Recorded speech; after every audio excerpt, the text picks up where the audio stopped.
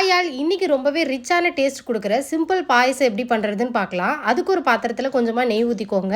முந்திரி திராட்சையை வறுத்து எடுத்துட்டு மீதம் இருக்கிற நெய்யில் கொஞ்சமாக சேமியா போட்டு வறுத்துக்கோங்க. அந்த சேமியா ஆல்ரெடி வறுத்துருந்தாலும் லைட்டாக ரோஸ்ட் பண்ணிக்கோங்க. இப்போ தேவையான அளவுக்கு பால் ஊற்றிக்கோங்க. நான் நல்லா மூழ்கிற அளவுக்கு பால் ஊற்றிருக்கேன். இந்த பால்லே இந்த சேமியா வேகணும். அவ்வளோதாங்க, நம்ம ஜவ்வரிசி எதுவுமே போடலை. பால் நல்லா பொங்கி வந்தோன்னா இந்த சைடில் இருக்கிற ஆடையெல்லாம் எடுத்து விடுங்க. அதான் நல்லா டேஸ்ட் கொடுக்கும். இப்படி சேமியாவை எடுத்து உடச்சிங்கன்னா உடையணும். அப்போ தான் கரெக்டான பதம்னு அர்த்தம். இதுலேயே நம்ம சுகர் ஆட் பண்ணிக்கலாம். சுகர் நான் 3 டீஸ்பூன் தான் ஆட் பண்ணியிருக்கேன். இதோட 1.5 டீஸ்பூன் நான் கண்டன்ஸ் மில்க் எடுத்திருக்கேன்.